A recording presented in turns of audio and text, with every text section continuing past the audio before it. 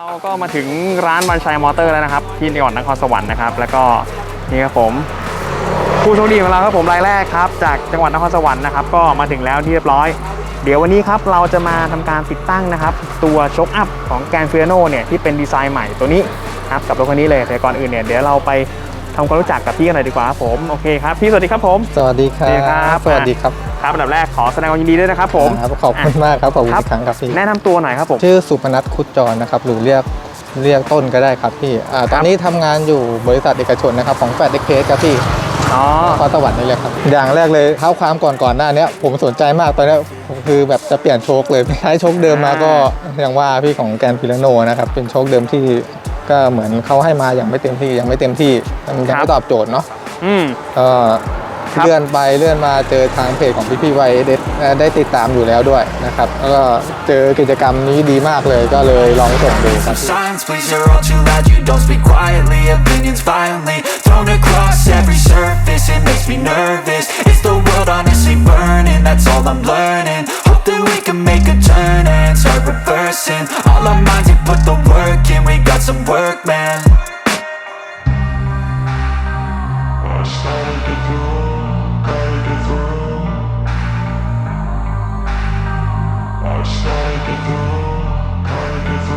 I can hear the demons call when they do what they do. And now I feel like taking off, find a place with a view. The pain is never gonna stop if it's controlling you. I know that time can heal it all, I just gotta get through. I just gotta get through, I just gotta get through. Cause I feel like taking off, find a place with a view. The pain is never gonna stop if it's controlling you. I know that time can heal it all, I just gotta get through. I just gotta get through.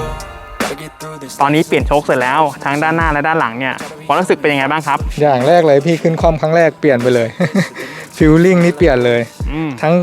โชคหน้าแล้วก็โชคหลังนะครับเปลี่ยนมากเห็นผลทันทีการซับแรงกระแทกนะครับหลังจากที่เราขึ้นเขากันมาก็เห็นผลครับพี่ไม่มียัวเข้าโค้งมั่นใจขึ้นเจอทางขรุขระก็กล้าบิดกล้าเร่งครับพี่จากแต่ก่อนก็เจอผิวคู่คาหน่อยก็ต้องเบาแล้วกลัวไม่มั่นใจครับโอ้ด้านหน้านี่ดีไปใหญ่เลยครับพี่เป็นยังไงด้านหน้าสุดยอดมากครับนิ่มนวลครับพี่นิ่มนวลเลยล่ะของ YSS นี่สุดยอดครับพี่ถามแฟนนิดนึงเวลาออกทริปท่องเที่ยวเนี่ยไปด้วยกันเนาะใช่ค่ะไปด้วยกันค่ะครับล่าสุดเห็นว่าไปจังหวัดอุทัยธานีมาใช่ไหมฮะใช่ค่ะกับตอนนี้เนี่ยเพิ่งเปลี่ยนมาเลยรู้สึกว่ารถมันมีความแตกต่างจากของเดิมยังไงบ้างครับแตกต่างอย่างแน่นอนเลยค่ะความรู้สึกหลังจากที่เปลี่ยนมาใช้โชค YSS นะคะก็รู้สึกมั่นใจขึ้นค่ะมั่นใจในการซ้อนใช่มั่นใจในการซ้อนคนซ้อนก็มั่นใจคนขับก็มั่นใจนุ่มขึ้นค่ะช่วยแนะนำเพื่อนๆหน่อยครับผมว่าทำไมต้องมาใช้ YSS ครับมาตรฐานของ YSS เขาเป็นแบรนด์ชั้นนำอยู่แล้วเนาะอย่างที่รู้กันนะครับก็เลือกใช้ครับเลือกใช้เถอะ สำหรับใครที่มองอยู่นะครับไม่ผิดหวังแน่นอนครับแบรนด์ YSS นะครับค่ะก็อยากให้แนะนำให้เลือกโชคของ YSS นะคะเพราะว่ามานุ่มขึ้นค่ะแล้วก็มั่นใจค่ะโอเคครับคุณมากนะครับขอบคุณมากครับผมสวัสดีครับ I don't really know what comes next I'm just doing my best even though I'm so stressed out Everything just feels like a test that I fail so depressed when I can't seem to get out But something deep inside won't let me quit I swear that I'm inspired by all this shit Tell me that I can and I won't That's what guides me the most Your lies, I'll do what I want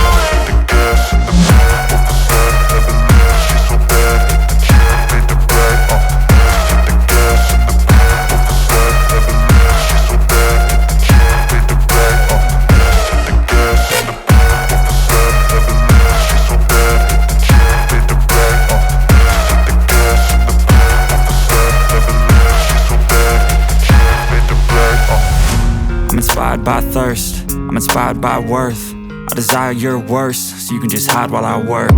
I ain't tired, you first I'll write a second, third verse About the lies you go disperse You never did shit, I know it hurts But something deep inside won't let